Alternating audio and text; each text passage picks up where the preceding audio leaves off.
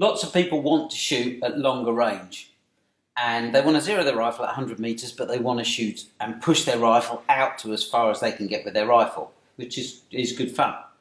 But it either means you've either got to hold over or hold off for your elevation and windage corrections, or you've got to dial that correction in. And if your scope isn't mounted true, then that leads to various problems with the rifle. So if you're holding over and your scope is canted, then your holdover is canted, so you induce both an elevation and a windage error. If you're dialing the correction in and your scope is canted, if you imagine the scope was canted anti-clockwise, as you wind your elevation up, you induce a left-hand windage error. If the scope is canted anti-clockwise and you wind your scope to the right, you induce an error of elevation, so it comes up. So we need to make sure that the scope is absolutely true to enable you to use your rifle at long range. So we get asked a lot, how the hell do you make the scope straight?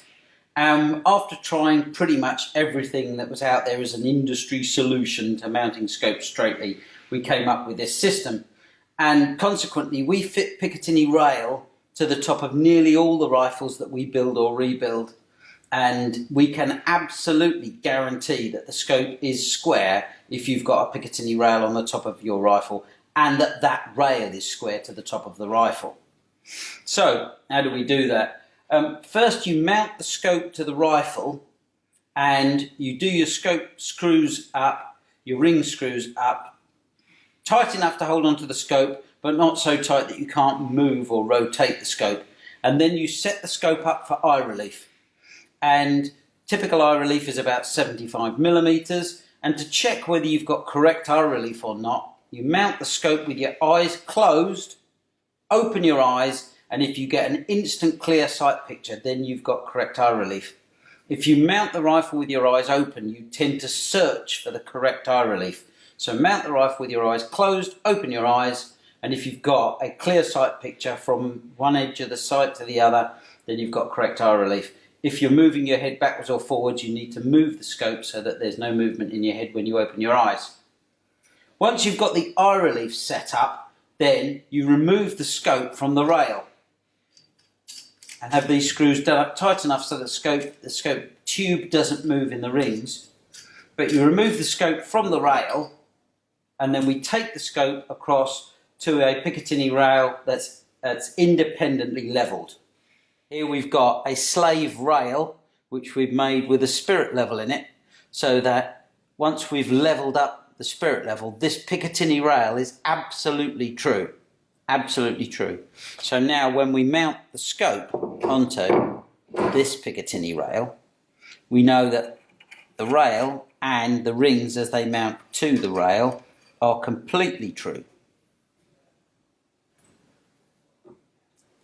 So now when we look through the scope, we can look at a plumb line or a spirit level, whatever you've set up, to rotate the reticle so that it's completely in line with the plumb line. And so we've hung a plumb line further down the warehouse, and then we can look through the scope at the plumb line, which absolutely has to hang vertical. Then we can rotate the scope within the rings until the reticle is completely in line with the plumb line, do our screws up, and then we can take the scope off the slave rail and put it back on the rifle, and we'll know that the scope is absolutely square. So looking through the scope, you can now see the plumb line, and you can see the reticle of the scope, and all you do is rotate the scope until the reticle lines up with the plumb line, do the screws up on the top of your scope, and then you can take it off the slave rail and put it back onto your rifle. Now it's a simple matter of mounting the scope and doing the ring bases up. Make sure that when you're mounting anything into Picatinny rail that you preload it forward. Don't have it sitting at the back of the slot, because under recoil it will try and slide forward. So you preload it at the front of the slot, do your bases, your rings up to your base. We use pretty exclusively Night Force rings and Night Force or Third Eye tactical rails.